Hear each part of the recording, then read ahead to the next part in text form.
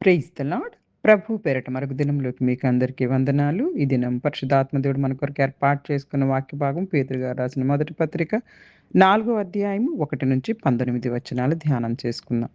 క్రీస్తు శరీరమందు శ్రమపడిన గనుక మీరును అట్టి మనసును ఆయుధముగా ధరించుకొనుడి. శరీర విషయంలో శ్రమపడినవాడు శరీరమందు జీవించి మిగిలిన కాలం ఇక మీదట మనుషాశలను అనుసరించి నడుచుకొనక దేవుని ఇష్టానుసారముగానే నడుచుకొనున్నట్లు పాపముతో జోలికేమీ లేక ఉండును. మనము పోకిరి చేష్టలు, దురాశలు, మద్యపానము, అల్లరితో కూడిన ఆటపాటలు, త్రాగుబోతుల విందులు, చేయదగిన విగ్రహ పూజలు మొదలైన వాటి యందు నడుచుకొనుచు అన్ని జనుల ఇష్టం నెరవేర్చుచుండుటకు గతించిన కాలమే చాలును. అపరిమితమైన ఆ దుర్వ్యాపారమునందు తమతో కూడా మీరు పరిగెత్తకపోయినందున వారు ఆశ్చర్యపడుచు మిమ్మల్ని దూషించుచున్నారు. సజీవులకును మృతులకును తీర్పు తీర్చుటకు సిద్ధంగా ఉన్నవానికి వారు ఉత్తరవాదులై ఉన్నారు. మృతులు శరీర విషయంలో మానవరీత్యా తీర్పు పొందినట్లును, ఆత్మ విషయంలో దేవుని బట్టి జీవించినట్లు వారికి కూడా సువార్త ప్రకటింపబడును. అయితే అన్నిటి అంతము సమీపమై ఉన్నది కాగా మీరు స్వస్థ బుద్ధి గలవారై ప్రార్థన చేయుటకు మెలకువగుండుడి. ప్రేమ అనేక పాపములు కప్పును గనక అన్నిటికంటే ముఖ్యముగా ఒకని యెడల ఒకడు మిక్కటమైన ప్రేమ గలవారై ఉండుడి. సనుగు కొనకుండా ఒకనికొకడు ఆతిథ్యం చేయుడి. దేవుని నానా విధమైన కృప విషయమై మంచి గృహ నిర్వాహకులై ఉండి ఒకనికొకడు కృపావరం పొందిన కొలది ఒకనినొకడు ఉపచారం చేయుడి. ఒకడు బోధించిన యెడల దైవోక్తులను బోధించుచున్నట్టు బోధింపవలెను. ఒకడు ఉపచారం చేసిన యెడల దేవుడు అనుగ్రహించు సామర్థ్యం నొంది చేయవలెను. ఇందువలన దేవుడు అన్నిటిలోనూ యేసుక్రీస్తు ద్వారా మహిమపరచబడును. యుగ యుగములకు మహిమయు ప్రభావము ఆయనకుండును గాక. ఆమేన్. ప్రియులారా, మిమ్మల్ని శోధించుటకు మీకు కలుగుచున్న అగ్ని వంటి మహాశ్రమను గురించి మీకేదో ఒక వింత సంభవించినట్లు ఆశ్చర్యపడకుడి. క్రీస్తు మహిమ బయలుపరచబడినప్పుడు మీరు మహా ఆనందంతో సంతోషించు నిమిత్తం క్రీస్తు శ్రమలలో మీరు పాలివారైనంతగా సంతోషించుడి. క్రీస్తు నామం నిమిత్తం మీరు నిందాపాలైన యెడల మహిమా స్వరూపైన ఆత్మ అనగా దేవుని ఆత్మ మీ మీద నిలుచుచున్నాడు గనుక మీరు ధన్యులు. మీలో ఎవడను నరహంతకుడుగా గాని, దొంగగా గాని, దుర్మార్గుడుగా గాని, పరుల జోలికి పోవువాడుగా గాని బాధ అనుభవింప తగదు. ఎవడైనను క్రైస్తవుడైనందుకు బాధ అనుభవించినా అతడు సిగ్గుపడక ఆ పేరును బట్టియే దేవుని మహిమపరచవలెను. తీర్పు దేవుని ఇంటి యొద్ద ఆరంభ కాలం వచ్చుచున్నది. అది మన యొద్దనే ఆరంభమైతే దేవుని సువార్తకు అవిధి లేని వారి గతి ఏమవును? మరియు నీతిమంతుడే రక్షింపబడ్డ దుర్లభమైతే భక్తిహీనుడును పాపియు ఎక్కడ నిలుతురు? కాబట్టి దేవుని చిత్త ప్రకారం బాధపడువారు సత్ప్రవర్తన గలవారే నమ్మకమైన సృష్టికర్తకు తమ ఆత్మలను అప్పగించుకొనవలెను.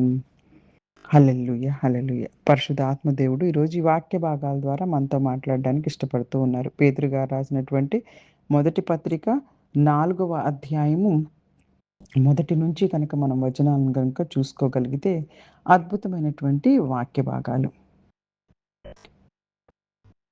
ఇక్కడ ఎన్నో విషయాలను పరిశుద్ధాత్మ దేవుడు మనకు తెలియపరుస్తూ ఉన్నారు. పేతురు గారు క్రీస్తు ప్రభువారి కోసం జీవించటం, పాప జీవితాన్ని విడిచిపెట్టడం, కష్టాల్లో విశ్వాసంగా ఉండటం, ప్రేమతో ఇతరులకు సేవ చేయటం, చివరి తీర్పును గుర్తించుకొని జాగ్రత్తగా బ్రతకడం. క్రీస్తు ప్రభువారు కూడా మన కోసమే శరీరంలో బాధపడ్డారు. ఆయనను అనుసరిస్తున్న మనం కూడా పాప జీవితాన్ని విడిచి దేవుని చిత్త ప్రకారం జీవించడానికి సిద్ధంగా ఉండాలి. మన జీవితంలో మిగిలిన కాలాన్ని మనుషుల కోరికల కోసం కాకుండా దేవుని చిత్తం కోసం ఉపయోగించాలి. యేసుక్రీస్తు ప్రభువారు కొత్త జీవితాన్ని మనల్ని ప్రారంభించమని తెలియపరుస్తూ ఉన్నారు. ఇక్కడ మనం చూసుకోగలిగితే మన పాత జీవితాల్లో కాలాన్ని మనము మనుషుల కోరికల కోసము, అలాగే అంతకుముందు దేవునికి ఇష్టానుసారంగా నడుచుకోకుండా ఉన్నటువంటి జీవితాన్ని విడిచిపెట్టేసేయాలని ఈ అధ్యాయాల ద్వారా మనకు దేవుడు మనతో మాట్లాడుతూ ఉన్నారు. ఇక్కడ చూస్తే గనక చూడండి, పాపముతో ఇక జోలి మనకు ఉండకూడదు. పాత కాలంలో అయితే దేవుడు తెలియనప్పుడైతే పోకిరి చేష్టలు, దురాశలు, అల్లరితో కూడిన ఆటపాటలు, త్రాగుబోతుల విందులు, చేయదగని విగ్రహ పూజలు, వాటన్నిటిలో మనం దేవుని తెలియక ముందు నడుచుకున్నాం. అయితే ఇప్పుడు దేవునిని ఎరిగి దేవుని గురించి తెలుసుకున్న తర్వాత వాటిల్లో మనకి పాలు ఉండకూడదు. అలా వాటిల్లో పాలు పొందుకోకుండా మనం సరైనటువంటి జీవితాన్ని గడపాలని చెప్పేసేసి పరిశుద్ధాత్మ దేవుడు ఇక్కడ తెలియపరుస్తూ ఉన్నారు.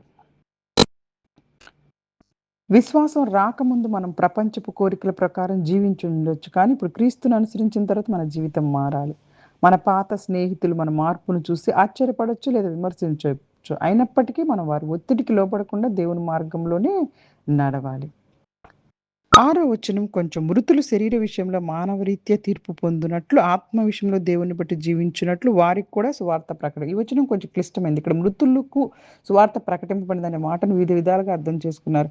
అయితే ప్రధాన ఉద్దేశ్యం ఏంటంటే దేవుని సువార్త జీవితం మరియు మరణం రెండిటిని మించిన నిత్యమైన ఆశను ఇస్తుందనేది సత్యం. అలాగే అన్నిటికి అంతం సమీపించిందని పేతురు గారు చెప్తున్నారు. స్వస్థ బుద్ధితో ఉండాలి, ప్రార్థనల్లో నిలకడగా ఉండాలి, ఒకరినొకరు హృదయపూర్వకంగా ప్రేమించుకోవాలి.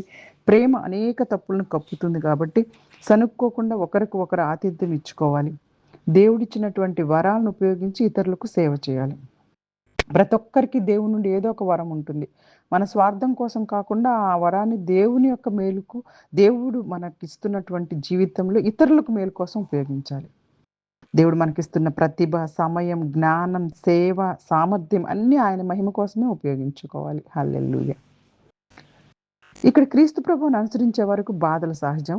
వారి కష్టాలొస్తున్నప్పుడు అవి వింతగా అనిపించొద్దు. క్రీస్తు కోసం బాధపడుతున్నప్పుడు ఆయన మహిమ ప్రత్యక్షమైనప్పుడు ఆనందించొచ్చు. క్రీస్తు ప్రభువారి నామం కోసం నిందలు ఎదుర్కొన్నా దేవుని ఆత్మ మనపై ఉన్నందున మనం ధన్యులమే. కాబట్టి క్రైస్తవ జీవితం ఎల్లప్పుడూ సులభంగా ఉండదు. అనేక కష్టాల మధ్యలో కూడా దేవుడు మనతో ఉంటారు కాబట్టి వాటన్నిటిని మనం భరించాలి. ఇక్కడ చూడండి అదే పేతురు గారు చెప్తున్నారు. మిమ్మల్ని శోధించుటకు మీకు కలుగుచున్న అగ్ని వంటి మహాశ్రమను గురించి మీకేదో వింత సంభవించినట్లు ఆశ్చర్యపడొద్దు.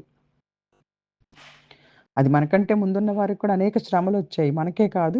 అదేదో వింతగా మనకే ఎందుకొచ్చింది? మాకేనా? మేమింత బతుకుతుంటే అని ఆశ్చర్యపడొద్దు. అది నార్మల్‌గా అందరికీ వస్తాయని తెలియపరుస్తున్నారు. అయితే మనం బ్రతకవలసిన జీవితం దేవుని ఆత్మ మన మీదే నిలుచుచున్నది కాబట్టి మనందరము కూడా ఇక్కడ ఒక ముఖ్యమైన విషయాన్ని తెలియపరుస్తూ ఉన్నారు. క్రైస్తవుడిగా బాధపడాల్సొచ్చినా సిగ్గుపడకూడదు. క్రీస్తు నామం దేవుని మహిమపరచాలి. మన బాధలు మనం చేసే చెడు పనుల వల్ల కాకుండా క్రీస్తుని అనుసరించడం వల్ల రావాలి. అలాంటి జీవితం మనం బ్రతకాలి. ఇంకా తీర్పు దేవుని ఇంటి నుండే ప్రారంభమవుతుందని పేతురు గారు చెప్తున్నారు. ఇది విశ్వాసులు దేవుని ముందు తమ జీవితాన్ని పరిశీలించుకోవాల్సిన హెచ్చరిక. నీతిమంతులు కష్టంగా రక్షింపబడుతుంటే భక్తిహీనుడు పాపి ఎక్కడ నిలబడతారు చెప్పండి? తీర్పు యొక్క గంభీరతను తెలియపరుస్తున్నారు ఇక్కడ. దేవునికి మనల్ని అప్పగించుకోవాలి. దేవుని చిత్త ప్రకారం బాధపడేవారు తమ ఆత్మలను నమ్మకమైన సృష్టికర్తకు అప్పగించి మంచి పనులు చేస్తూనే ఉండాలి. మన పరిస్థితులు ఎలా ఉన్నా దేవుని మీద నమ్మకం ఉంచుకొని మంచిలోనే బ్రతుకుతూ ఉంటూ నమ్మకంగా మంచి చేయడం మాత్రం ఆపకూడదు. కాబట్టి ఈ అధ్యాయంలో దేవుడు మనతో మాట్లాడుతున్న పాపపు జీవితం, పాత జీవితాన్ని విడిచిపెట్టి క్రీస్తులో మనం కొత్తగా జీవించాలి.